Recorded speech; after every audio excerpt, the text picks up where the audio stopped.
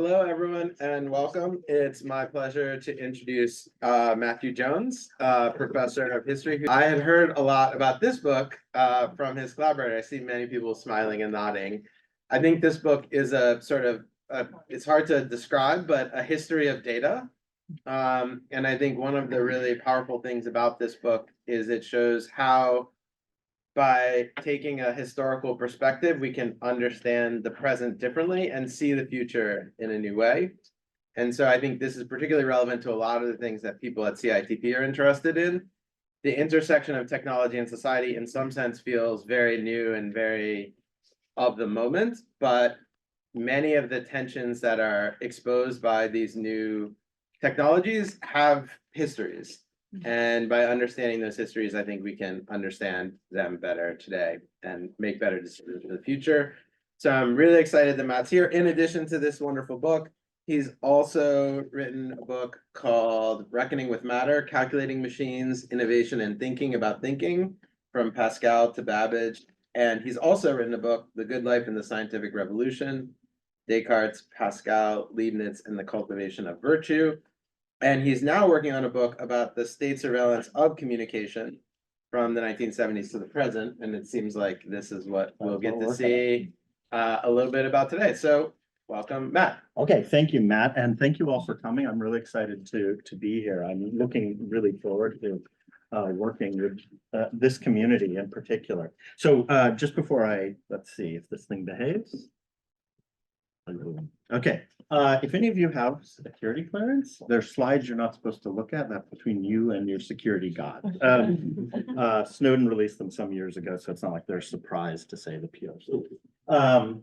Okay, last week you may have seen in our almost local paper an article in which the director of the NSA admitted to Senator Wyden that in fact the NSA and other parts of the Department of Defense buy commercially available, what we would think of as metadata about telephony and internet calls. This had been suspected by a lot of us for some time. And in the letter, what they explained that they buy various kinds of commercially available data, which including data about communications within the United States. And they explain that they not only telephony is involved, but they buy what they call net flow, i.e. non-content data related to wholly domestic internet communications whether or not that communications involve foreigners. Now, this is problematic for all kinds of reasons, given the usual prohibitions on domestic surveillance in place since the 1970s, or so one would think. Now, in the defense that they offered Senator Wyden, and this is just a few months, and this is in December, they explain, I'm not aware, and this is an undersecretary in DOD, I'm not aware of any requirement in US law that requires the DOD get a court order to acquire data that's commercially available, and moreover, data that any corporation or any of our adversaries or allies could easily buy. So it's a collection of data that has been hotly contested over the last 20 years, in particular in the wake of 9/11. But it's interesting because the solution that NSA has come up with is one in which they take advantage of what many of you will know as the third party rule, because someone else has bought this data, has produced this data. It's not subject to the limitations around the US government collecting surveillance on people in the United States. So I'm not really going to be talking about the commercial data market. That's very much at the heart of how data happen and the set of choices in the United States about the fact that this data is so easily collected, not subject in many cases to any kind of privacy protections, at least nationally, and thirdly, so easily obtained. I am going to talk, though, about the sort of ongoing quest of the NSA and its partners to acquire this kind of data and to transform the legal and regulatory regimes by which it does so. And I'm interested in doing so both to tell the history of it, but also to, by changing the way we tell the history about it, speak to a more informed way we ought to be having deliberations about fundamental questions of privacy and security that you're all focused upon. Now, one of the issues of dealing with metadata in the US government context is that we are not allowed to know what it is. So as you will see, we all have a sense of metadata, right? But the definition of metadata is classified and goes on and on and on. And this ought to make us suspicious, and they know this ought to make us suspicious. A lot more is going on. But even if it were just telephone numbers, and even if it were just URLs, it's still problematic. By 2008, internally, the NSA was saying to itself that they had entered what they called a global age of signals intelligence. That's the collection of communications by government bodies.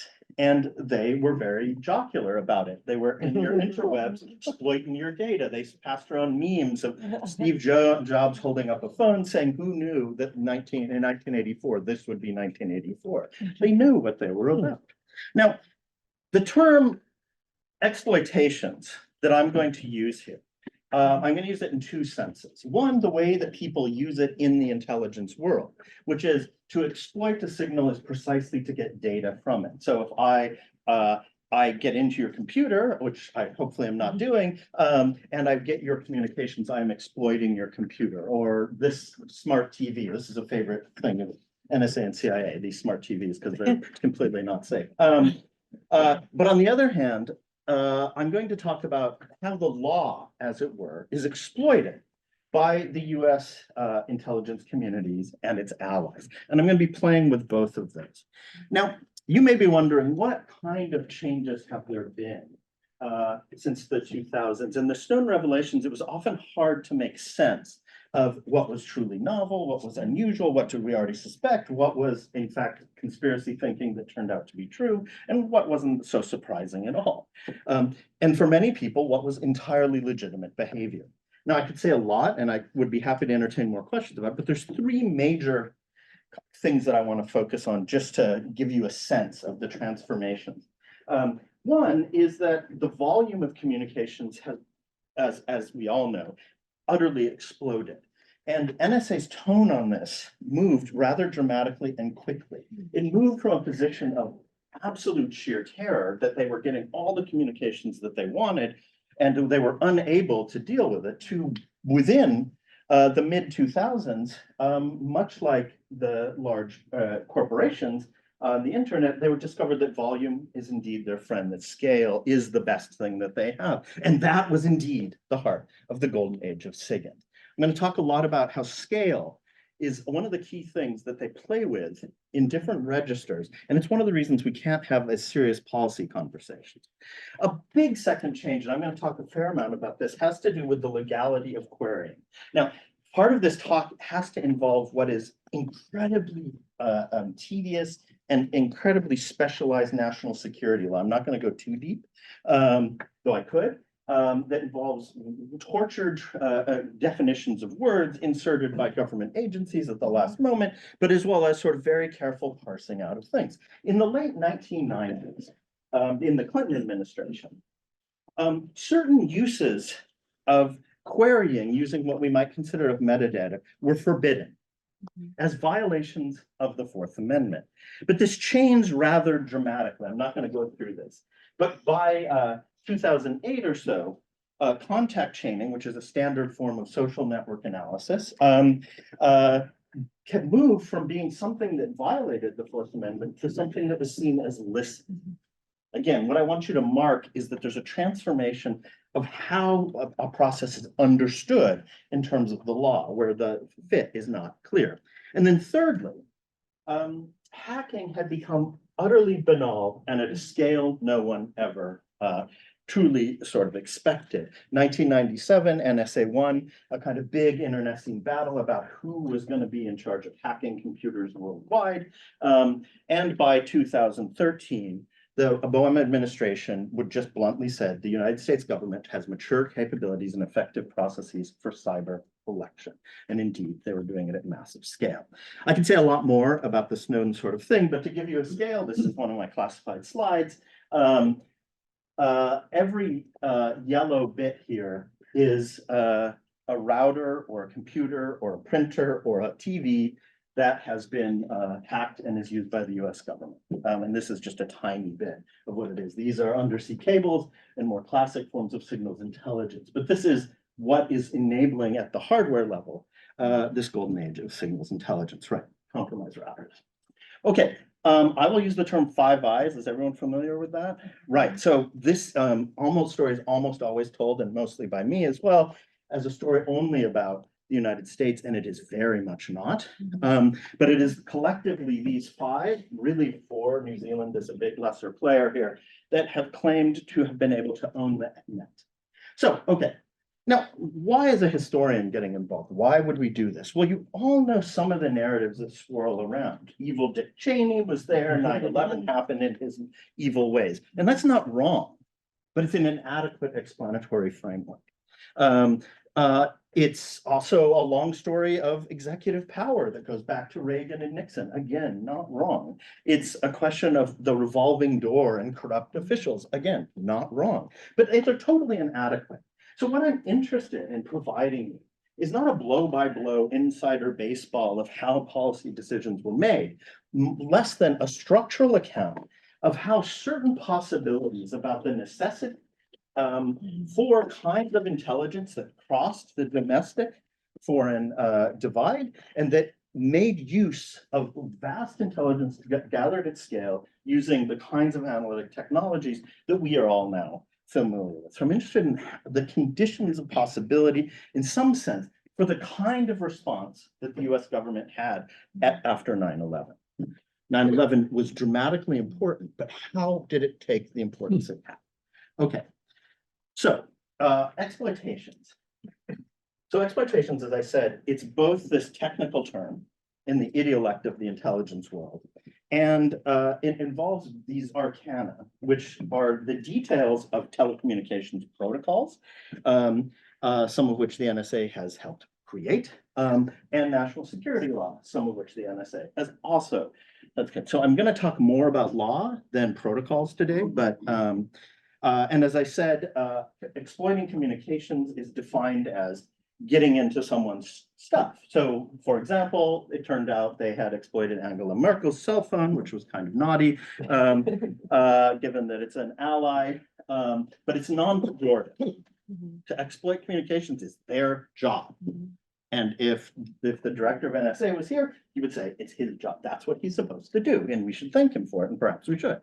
Now, I'm interested in this concept that I've already introduced of exploiting the law. That is to take the existing legal framework and use it in order to authorize the kind of activities that people want to do. Now, it's almost what some of us in the STS business will call an actors category. That is, they will use language like, we are going to make it work and see how long we can get away with it. Now, it's a common project, and this hasn't been studied particularly well. But essentially, all five, really all four of the Five Eyes have been coming up with legal frameworks within their different constitutional regimes in order to authorize very similar kinds of activity. I know a lot about some of this, and there's no question that the weaker constitutional rights communities of the UK and Australia, a lot of this has been pioneered. The situation is more complicated in Canada. Now, in all of the conversations, there's a discussion of modernizing the law. And discussions of modernizing the law are always something that should, and this is, I don't need to tell this crowd this, but they should always raise your spidey sense, right? Anytime someone says, the law is inadequate to the technology, you can nod and say yes. And then they says, therefore, the law has to be changed in this way. You know someone is pulling something on it, right? Anytime someone says it has to go in a particular way. So the modernizations that I'm going to talk about, and I probably will run out of time because I'm blabbing so much, involve metadata and hacking. So the transformations that I want you to attend to are how we moved from a situation in which it was licit to tap without a warrant the phone number someone dialed on a phone connected to a piece of brass wire to the collection of all the phone numbers every single person in the United States is drawn. So that's the first one. So collecting bulk telephony metadata worldwide, and in some countries, Pakistan and Afghanistan, it's pretty clear the collection was 100%. In the case of espionage, and this is much, much less discussed, in espionage, moving from the idea that you would capture a particular set of communications and by breaking into somewhere or breaking into a particular cable to cracking computers and routers at incredibly scale, and in particular doing so through exploits, faults in the software that you have not informed our good overlords at Microsoft and now, right? Okay, so that's a big part of what I'm interested in. And my analytic, in some sense, my takeaway is the double speak about scale. Internally, NSA and GCHQ were way ahead of the rest of the world in knowing how large amounts of data processed using powerful statistical tools on large infrastructures of computers could lead to predictive capacity. They were Bayesian before anyone else was Bayesian in the 1950s and 60s and 70s. Scale was very much something that allowed you not to worry about all kinds of problems. It was something that you wanted to do. But for legal purposes, they always deny this. For legal purposes, and I'll show this to you, you act as if aggregation and scale don't matter, when it's the reason these techniques work. And this is from their own textbooks, is because you have scale, right? Okay, so this is what I've just said in more. So you deny the power of operations at scale when you're talking in policy terms outside, and you love scale because that's the volume that saves your ass, right? Okay, now, there was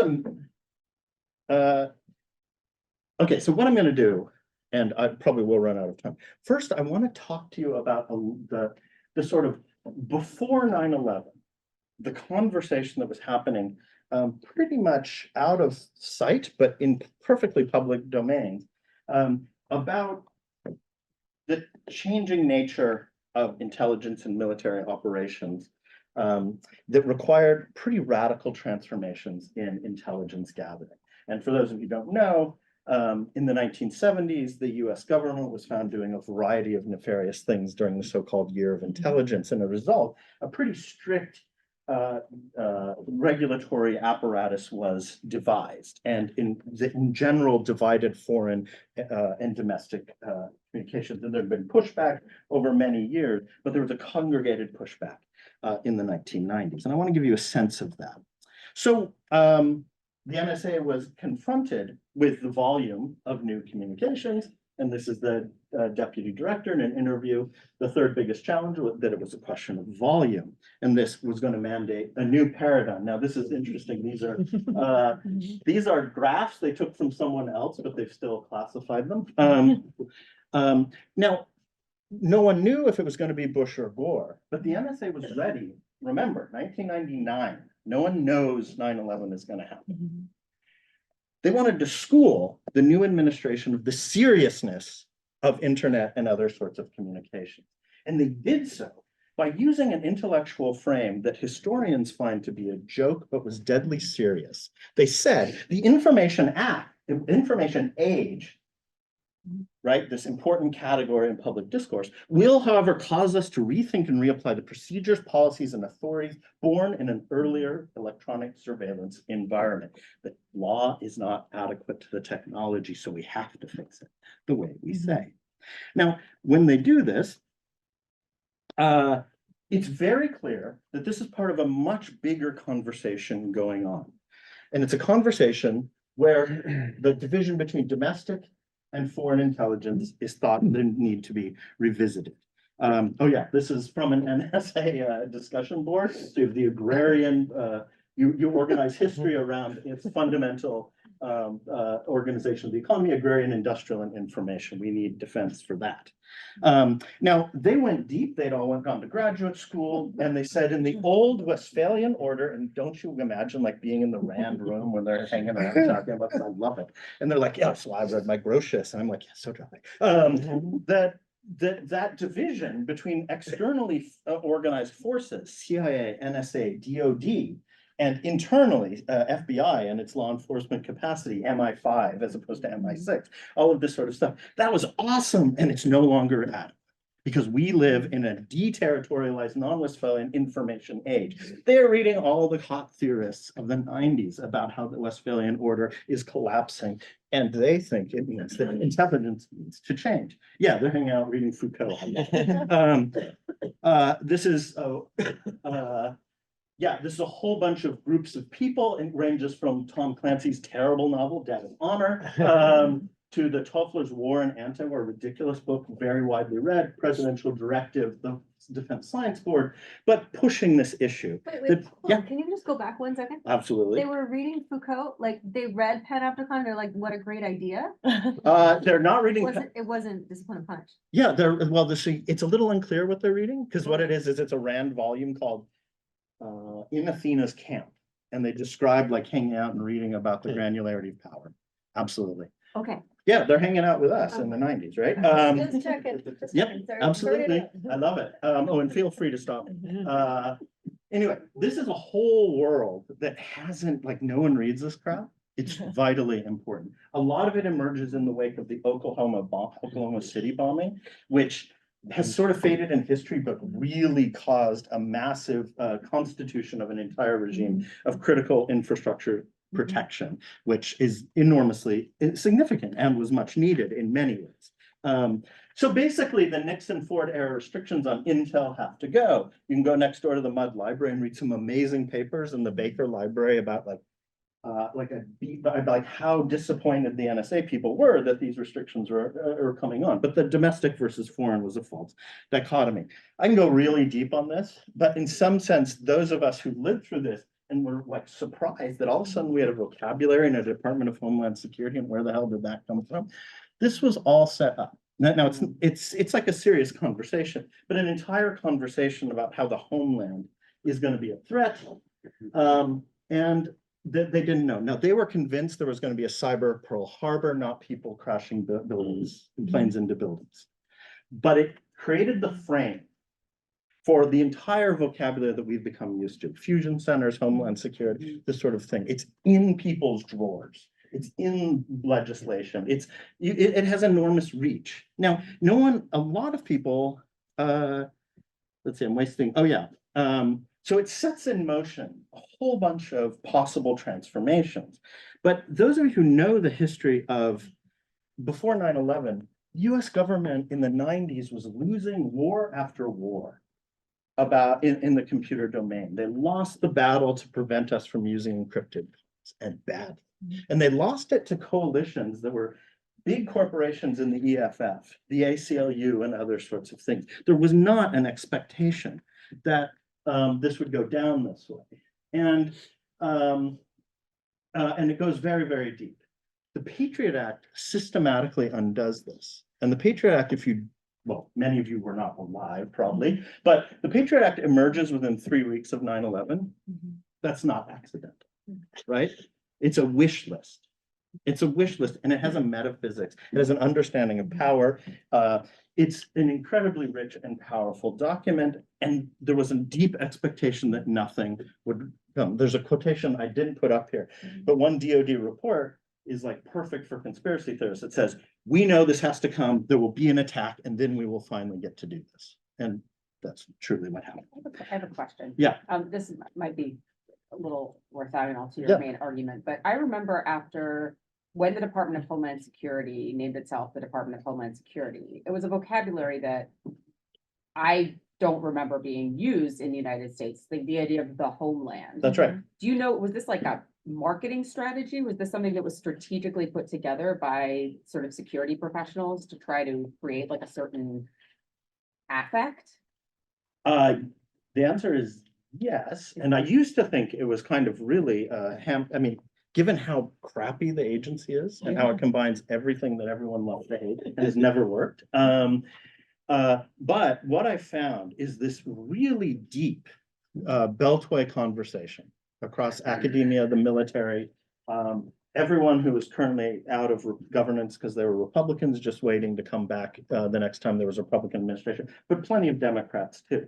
And so in Rand report, DoD report, all of these sort of centrist consultancies, and then in deep interaction with the intelligence agencies, they confect this vocabulary, which totally seemed out of left field. So it's not like it came out of nowhere in the early 2000s, but it was also like sub-academic, Yeah. right? It just was not visible, and it's not secret. The documents are all there. They're all on the Internet Archive. They're easily found, and they're also in a lot of the private papers of significant professors of computer science and other sorts of things around the world.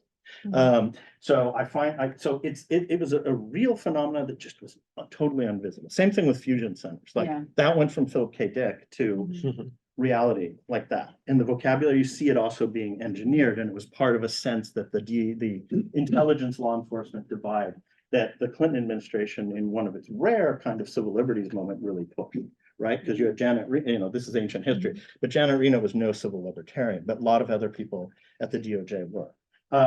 It's also happening. There's one more thing. The US was under intense pressure in the 80s and 90s from many of its nominal allies, France, the UK, and Israel, all of whom had much stricter domestic intelligence operations. And they were like, you guys got to grow up. Terrorism is coming to you because we know it every day. And then when 9/11 happens, they're like, see, this is bullshit. I'm sorry. You cannot have this kind of foreign domestic divide. That's why we don't do it. You need to learn from us, the grown-ups in France and Israel. Totally amazing stuff. Great question. Okay, I could talk about this all day long, and I have a ton of documents, but that's not, I want to give you the sense of what the conditions of, there were so many people thinking about this at the moment in which it seemed to many of the other people that we'd won the crypto wars and this kind of stuff, and it changes valence really quickly in 2001. Okay, so metadata. I'm going to talk about metadata, then I'm going to talk about hacking, and then so as I said, we can't know the definition of metadata. The term is relatively new, and here's the secret. So the key thing to understand this, and many of you will know this, is a Supreme Court case called Smith versus Maryland from 1979. Smith versus Maryland, in a nutshell, said that, and it did not please law enforcement in a lot of ways. It said, we have a reasonable expectation of privacy, which is the key term in this debate. In the content of our landline phone calls, no one can listen in without a warrant. On the other hand, because when you dial a phone number, you're giving it to Ma Bell, you have no reasonable expectation in the non-content parts of the communication. Therefore, the law enforcement does not need to get a warrant to go to your house and connect a thing called a tap and trace to your line and find all the phone numbers you're calling. Okay, so there's no language of content and metadata because it hadn't been invented yet, but that's the legal framework for understanding content and metadata. So what happens is this understanding of brass landlines becomes the metaphorical grounds for understanding content and metadata and who deserves and what deserves constitutional protection. This happens at every level of government, the executive, the judicial, and the legislative. Like I said, I'm not going to go blow by blow, but it's an example I want to show you of how subtle transformations in the language, in this case from the Patriot Act itself, allow for the transformation of the law. So the thing you use, I misspoke earlier, it's called a pen register to collect just telephone numbers. And this is, it allows you to collect the impulses of dialing and signaling information. And the Patriot Act modifies it with the green. And so recording or dialing becomes routing and addressing, right? An expansion of the technology. Utilizing call processing becomes processing and transmitting of wire electronic communication so as not to include the contents of any wire electronic communications. Now, I'm not claiming that this was a wrong expansion of an understanding of what a tapping device would be to understand routing information. But the idea that then you could pluck this into existing law is deeply problematic, and yet that's exactly what happens. So here's the FBI fact sheet, which is an angry screed against the ACLU. It updated the law to the technology. I told you, anyone tells you this, get your spidey sense up. It ensures law enforcement will be able to collect non-content information about who is it? Oh yeah, terrorists, communications regardless of the media they will use. So essentially, Smith versus Maryland says you have no reasonable expectation of privacy, cross out phone numbers they dial, their communications metadata, even as they have reasonable expectation of the contents of their communications. Again, it seems like, oh, maybe there is something to this. Well, scale comes into play. With traditional pen registers, it's kind of an arduous activity, just as most spying, took a lot of time. But with electronic communications, very quickly, it became possible to collect all of the metadata or vast amounts of it. And the legal decisions in the secret courts that until recently did not have any non-governmental person in them, argued that scale doesn't matter. And so I want you to see the way in which that the law is updated to the technology, but then a sleight of hand happens about why it's so interesting.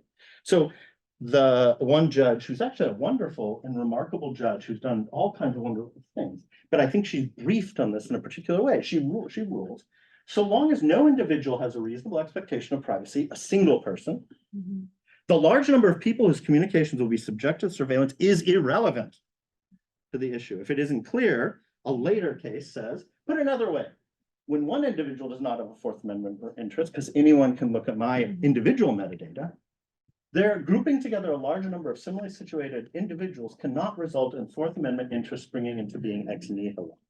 Does everyone see the transformation here? Scale doesn't matter. Of course, why are you interested in this metadata? Okay.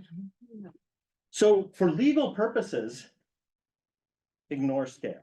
Now, these judges are not dumb people. They're just not technologically savvy, and they're being briefed exclusively by the government. And the government says, the scale doesn't matter. Internally, the whole damn reason they're interested in this is scale. And they know this better than any other human beings on the entire earth. And let me show you why. Okay, this will be very familiar to you. It's kind of gross, but classical stats, aggregation, then generalization, machine learning, aggregation to know individuals better, massive privacy interest, right? Okay, that's one way of getting at it. The NSA was way ahead of this, and so was GCHQ. I will sell my book with Chris, but one of the things that brought us together was a deep conviction that there was something really different about the kind of computational work that emerges in the intelligence community, Bletchley Park, Arlington Hall, and other sorts of stuff. And this is absolutely true. This is some funding of data mining. If you were to go through this, all the names are redacted. You would know, because they're still in alphabetical order, many of the most important people in machine learning being funded by this kind of thing. But that's not really the story I want to tell you. What I want to tell you the story is about what the NSA internally calls the traffic analytic revolution. So in the early 50s, the US government lost its access to the content of Soviet communications. The Soviets got wise, got better crypto, but they were really good at collecting what we would think of as metadata, signaling information. And the techniques they developed, which are all forms of network analysis, are what are called traffic analysis. Now, in their own histories, both classified and unclassified, they explain that the invention of traffic analysis of communications at scale is the most revolutionary thing to happen in cryptography in the 20th century. Traffic analysis allows you to reconstruct networks of communication, of orders of battle, without any access to the content of communications. The introductions have been declassified for a while. If any of you is interested, I have an exercise of doing this in real time with students in a class where they go through the NSA exercise where they first learn traffic analysis. It's, as they say, a defining event in cryptological history. It shows the fundamental importance of understanding not just the content of communication, but of systems and technologies that carried those communications. So when you had the old order and the post-Westphalian order collecting potentially all communications, internally, scale mattered. Externally, it was no different. Now, I'll just tell one other story. I recently discovered that this was first legitimated as part of the war on drugs. the foreign domestic divide with concerns around the border. NSA was initially not interested in this job. Here we got just say, no, the Coast Guard, if you don't know, the Coast Guard is part of the intelligence community because of this. They also are nicer if you try to FOIA things than almost anyone else. But they get targeting network traffickers. Now, this is going really, really sort of deep, but they argue, and this is in 1984, there's no reasonable expectations for the radio communications of narcotics traffickers, the externals of their communication. A legal edifice is built in the 80s, which has been brought in, and then extended. Okay, so, okay, the metadata story, and I know let's see, I'm doing okay with time, but is it pretty clear? External claims about scale don't matter, and internal scale, like the entire reason you want to do this. And it's that kind of two-faced quality that I think corrodes a serious national security conversation. Okay, the second example I want to do has to do with hacking. Very few people know this. The idiolect is kind of strange. And the key term is computer network exploitation. As I told you, by 2012, the Obama administration, which like all Democratic administrations tend to come in skeptical of the intelligence community, and then like they like reading everyone's mail in the entire world. Like it happened to Carter. Carter came in, he was gonna really, same thing Obama, same thing with Clinton. Everyone likes to read everyone's mail. Can I ask Yeah, please. your timeline sort of starts around the 70s. Yes. If you go back to the McCarthy era, is the scale not an issue during those years? So no, it's a great question. So yeah, my chronology is probably all over the place, but the traffic analytic revolution isn't subject of the 50s, but it's mostly used on foreign communications of militaries. So most of what the NSA does, if they come and talk to you, they're like, look, 99% of what we do is track radios of militaries. That's like our job. That's why most of the people here is like a smart 19-year-old who didn't get to go to college and that we found through an IQ test and is now doing intelligence work. So, but simultaneously in the 50s and the 60s, NSA gets more and more quite sketchy international domestic surveillance of civil libertarians, Black radicals, some white nationalists, and anyone thought to be a communist. And so the year of intelligence of 1974, there's a whole part about the CIA's nonsense. But the other half of it is the way in which NSA acquires things. And so if you go to some of the very tall windowless buildings of South Manhattan, Western Union, those are to this day NSA collection points. And in the 50s, like they would gather up the telegrams and ship them off to Fort Meade. So it's an important part of the scale, but scale, they weren't really looking at scale. It was a sort of more individualized effort as far as we know. Traffic analysis is a technology for understanding armies in the 1950s, but then becomes a way of understanding entire populations in the 2000s. Wonderful, wonderful question. Okay, anything else? So just quickly, so with metadata, the story is better known. And so computer network exploitation is the government's definition of hacking into the computer for the purpose of acquiring information, but not doing something to delete data, change it in any other way. You can change it only for the purposes of collecting information. Why is this important? Because that's going to carve out a space by which it's not an act of war. And if you're a spy, you don't want to be doing acts of war. NSA is a spying agency. The head of NSA happens also to be the head of US Cyber Command. US Cyber Command can blow up computers. NSA can get them into the computer that they then blow up. So they confect a category for hacking. Now you'll notice I've said hacking, cracking, these terms are all over the place, but computer network exploitation is the thing. And they say, and I know it's small, but I want you just to attend to the vocabulary. CNE evolved as a natural transition of the foreign intelligence collection mission of SIGINT. It is a natural transformation. Of course they had to do this. Anytime someone says something is natural, it's by default, right? Okay, as I said, the yellow dots were a moment in doing this. The internal name that this all comes from Snowden. They have an entire group called Tailored Access that builds malware that enables access to all kinds of sorts of things. And they range from, say, nuclear centrifuge controllers in, I don't know, Iran that was used by Israel and the United States, to like anything in this room, right? Like literally any device that's internet capable. But alongside the development of the technology, which they get very sophisticated at and probably are the most sophisticated actors in the world at this point, there's a huge issue of how to understand what they're doing.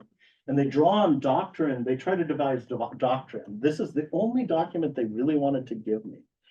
So I did a FOIA request for this and it showed up immediately, and it turned out their own historian had been dying for someone to ask for this. No, but what's interesting about the document, which you can find on the Internet Archive under my name, it's blunt that to break into someone's computer is warfare. And they spend a lot of time getting away from that very true and honest definition. So these are from DoD policy documents. And what you essentially have here is the transformation, far from exploitation being a natural category, you can see it confected in infinitely boring meetings in DoD over a decade. And so that exploitation becomes this new category separate from attack. And they define it as enabling operations and intelligence capabilities conducted through the use of computer networks to gather data from targets or adversary automated systems or networks. It is not offensive warfare, right? So like I said, this is arcana in national security law, a way of understanding what it means to hack. Now, as you all know, if I own your machine enough to read all of your text messages, I can do most anything I want, right? But that's why they use this language of enabling operations. And so, yeah, so if you want any of these boring documents, come to me. Now, part of just as the metadata story involved an analogy being made with brass lines, the analogy here is that espionage falls into a weird legal category. Very few people work on this. So there are laws of war, there are laws in war. Espionage is illegal in every domestic environment, and espionage is not illegal or legal internationally. It is a gray zone. Blowing up something violates international law and violates domestic law. Espionage is licit. So when people are thinking in the 1990s, how do we think about hacking? How do we legitimize it? Why is it okay for the US government to do it? Oh, it is simply espionage. Hence the care with which this is defined. And the care, it's so fine-grained that because of the Snowden documents, I know more about what the parts they didn't want to show me. So they're happy to show me the parts that say, oh, this computer network exploitation allows you to read comms. Very unhappy that it also is the preparation of the field of battle going ahead. So again, and they say in this quotation, well, it seems unlikely the world community will be much exercised if we start hacking at incredible scale. What I want you to take away again is this question of how you do this. Now, as I've already told you, they do computer network exploitation. It's not like what's Vladimir Putin doing today? It's what is everyone in the entire Russian Federation doing, because it might be interesting to us. And so this is from a technology which is probably super out of date called XKeyscore. And there's a command that says, I want to know every single exploitable machine in Pakistan. Every single machine that is an unpatched, say, Linux server or PC or other sorts of things. This is not tailored, and this is an example. They do this, they develop technologies to take care of all of these all around the world. Note that this doesn't hit any of our allies or quasi-allies. These are a lot of the Snowden documents no one talks about. Also internally, a lot of the people in the intelligence world, these are the documents that are very unhappy got released because the metadata stuff kind of they felt was known, but showing these US technologies. Okay, now it's a funny kind of espionage, and a lot of people besides me noticed this. This comes from two Army captains, and they know espionage used to be a lot difficult. Cold warriors did not anticipate the wholesale plunder of industrial secrets, which what is going on, like the US's adversaries are doing this. And secondly, the techniques of cyber espionage and cyber attack are often identical. In other words, the whole policy framework is entirely wrong. Now, as many of you probably know, this entire operation has massively incentivized leaving computers exploitable. And some of the major malware that is operationalized by state actors like North Korea, as well as criminal actors, to do various kinds of ransoms and as well as destroying things, are pretty clearly NSA exploits that leaked, including some that caused billions of dollars. But the US government and its allies have made a decision that you need to leave a certain number of vulnerabilities in machines around the world just in case. And just a few weeks ago, I hope you've all updated your iPhones, an unbelievably complicated chain of exploits that involved detailed knowledge of Apple's IP was revealed by Kaspersky, who is a major Russian player that likes to reveal NSA secrets. It's pretty clear that it was either NSA or Israeli intelligence. It means that offensive signals intelligence have been more important than the defensive mission. And there's more to be said about this. Now, there's a real irony here. Now I'm going to wrap up because I know there's questions. The NSA's other job is protecting our computers. And this is a story no one is told. They led the development of encryption on the internet. They are the ones who are paying for a lot of this kind of thing. And that irony is not accidental, it's structural, because the agency is simultaneously about protecting communications and exploiting. And this was a lot easier when they weren't trying to exploit communications domestically, but it leads to structural failures. And as often happens, the offensive side has a tendency to win. Okay, just to come back to our thing from last week, this is very much still in the news. And my fundamental thing that I want you to take away, this double speak about scale. If we think about this, and then we start thinking about broader questions in privacy and security, the way that they're usually operationalized in centers like this, you have various axes of debate. The most standard one is, of course, the privacy versus security. The ACLU, Electronic Frontier, the Cato Institute, versus NSA, FBI, and law enforcement. A lot of people have pushed against that, saying actually a lot of these questions are about security versus security. That corporate security or Princeton security is not going to be super happy if we don't have strong encryption, if our computers are hackable. But I want to propose that something else is going on, that the fact that we have commercially available granular metadata about all of our communications is simultaneously a privacy concern and very clearly a national security concern. And that is not the conversation we're having. Okay, so this comes from the briefing from 2001 for the new president, in which James Clapper has a conclusion to do nothing is not an option, and for some reason this was classified. Thank you very much. I love questions.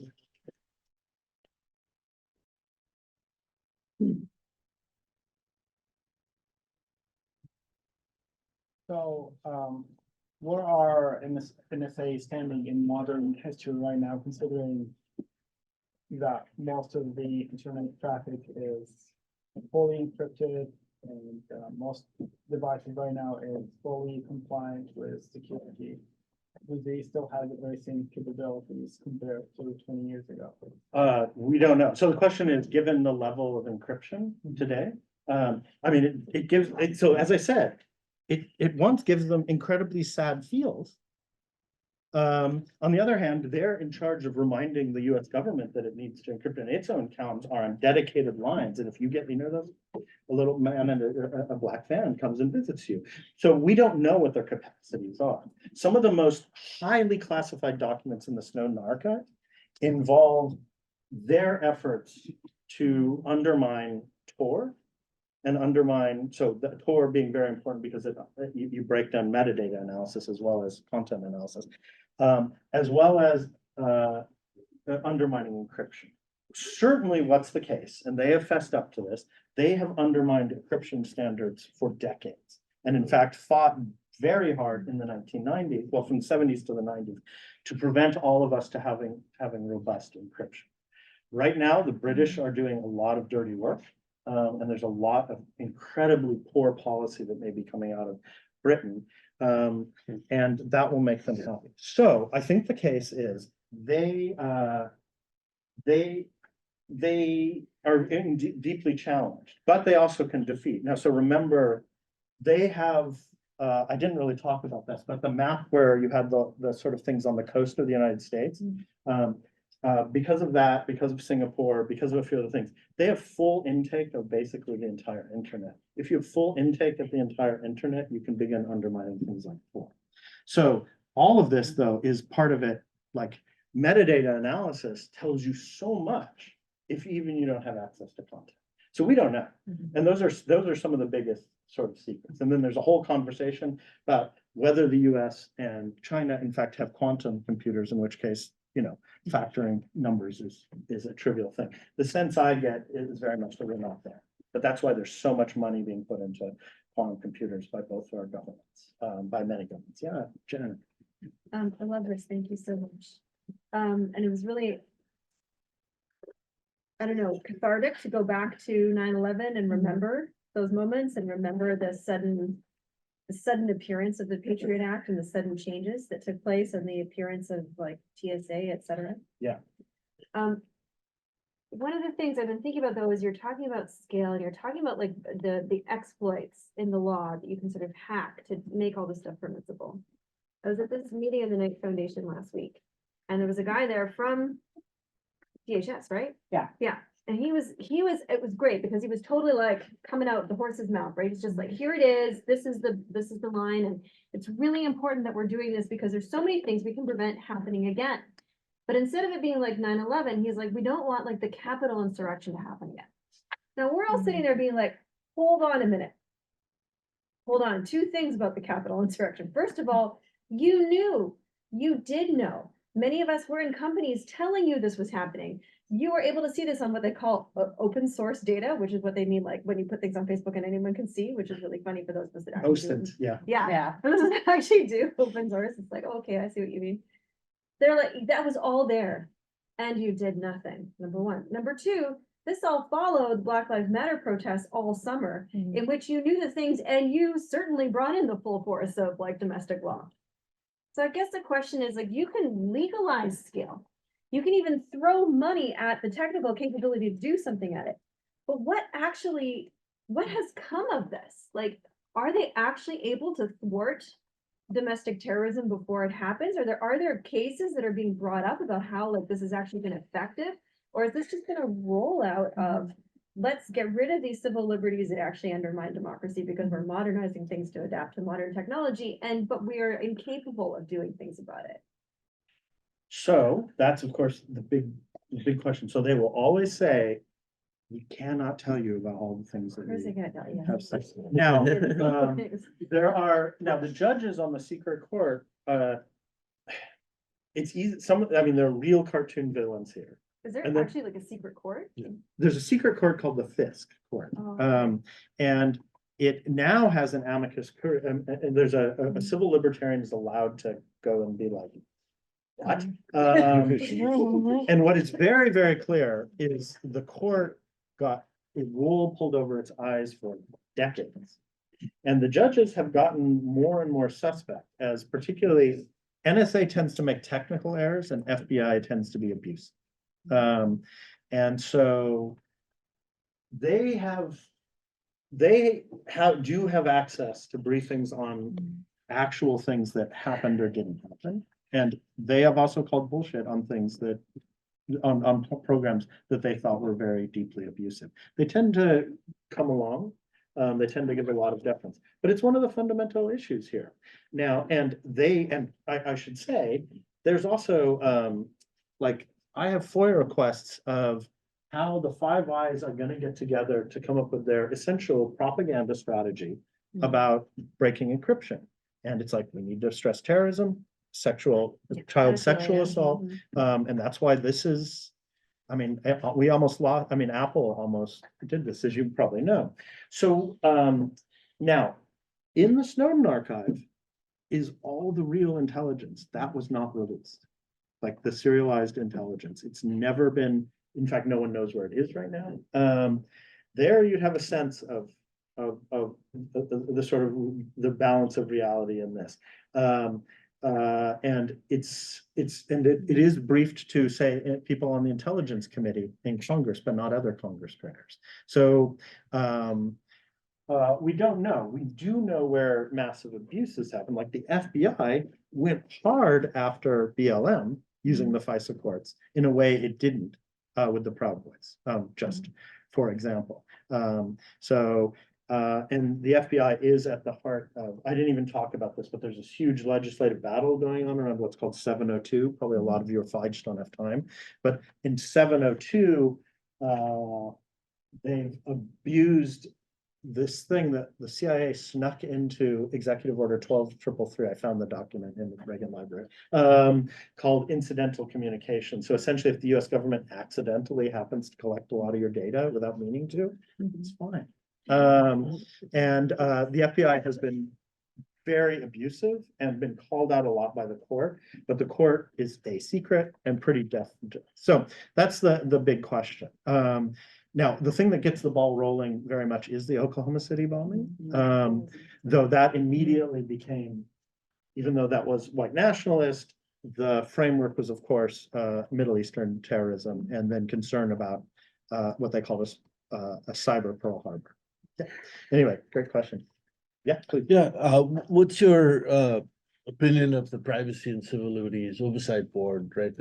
And is on it. We have somebody else, but you know, they're ostensibly meant to oversee and be sort of the public oversight of these intelligence gathering. What is your? I mean, I think it's a crucial board. It's played very different roles and in different administrations. It's been sidelined, it's been denied knowledge. It's also played a more important role at various times. Like I think in the moment where NSA gave up fighting us on crypto. I shouldn't talk about it. When NSA gave up on fighting crypto, not cryptocurrency. I hope we pass that day. We can talk about crypto again. So I think it's crucial. I think it's absolutely essential because I'm not someone there's some people who think we know that the solution is to merely abolish the intelligence community. I think if anything, we need more robust thing that includes more people with diverse disciplinary competencies that are capable of having conversation that is legal, sociological, as well as technological. So the board has not always had a composition that has been right. On the other hand, it's sometimes had a composition that was very deeply sophisticated in relationship to other regulatory boards. But I think you need more of that, and it needs to give it teeth over time. So the longer history, those are documents you can often get a sense of. Those are university archives have a lot of that sort of thing. Yeah. Oh, you already asked that question, but it was a medium follow-up. Yeah, I'm good. So I have another question regarding, you mentioned in the middle of your session that Israeli intelligence has so much advanced capability. Yeah. Compared to any other country in the world. How did they get so advanced, and why the US is looking the other way, even when we get to a point where they get to sell those services to spy against anyone, including someone such as Bezos at some point, or any. Yeah, I mean, the situation of Israeli signals intelligence part of it is just a funny aspect of if you conscript the entire population and you put all the smart people in signals intelligence, which is a lot of what happens.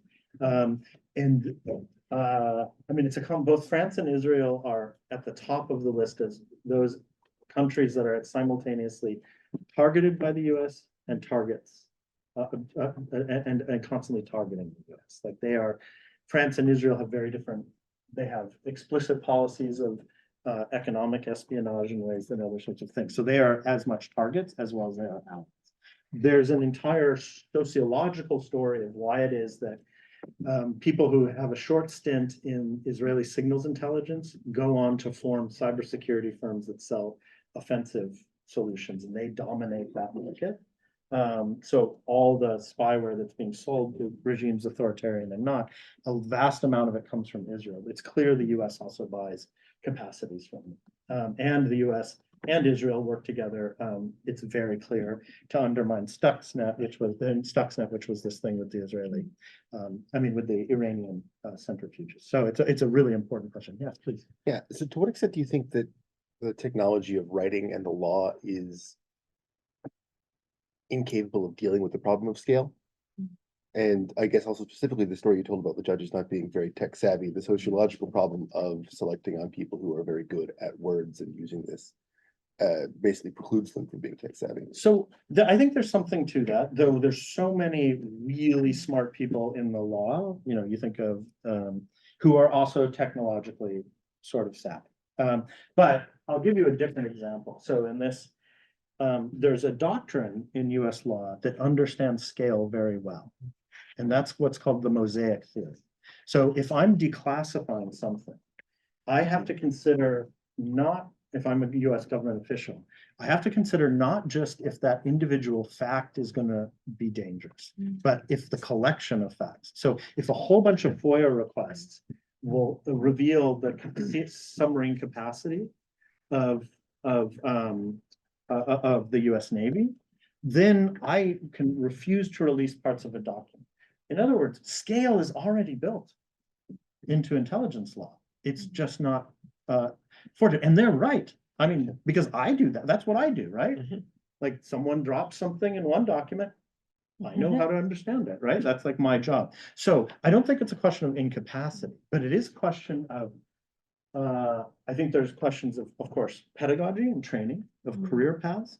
To come back to your question about who it is that gets appointed, because if you don't appoint, it really matters who you put in a lot of these kinds of positions. We only, in the data world, you only need to think of what a difference it has made to have Lena Khan at the FTC, Alondra Nelson at, et cetera, et cetera. It really mattered in those administrations. So I think it is perfectly plausible, but it's got to be dealt with at a lot of levels. Now, the judiciary is uniquely bad at this. And especially the whole point of the specialized judiciaries are supposed to be informed. And they, frankly, if they are livid in a lot of these things because they know they have been lied to, but they're nonetheless still deferential. Yeah. Last question, and Yeah, then quick one. So can you talk a little bit about like the predictive capacity of metadata that you mentioned earlier? Like what are some of the harms What are some of the harms? or potential things that could happen come about in the future?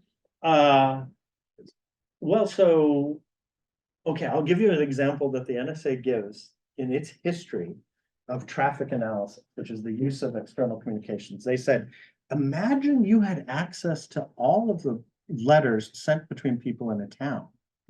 You can't open them, but you know who is pregnant, who is getting mail from the government, who is in debt, who isn't. Like, there's so much that you can reconstruct at a very small scale.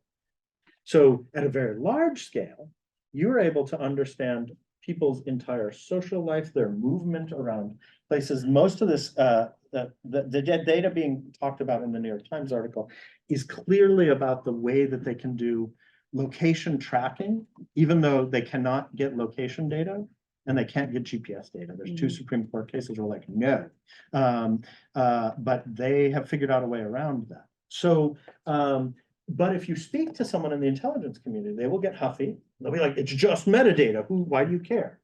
Like they'll say, look, if you're looking at a URL on your, it's only up to the .com/.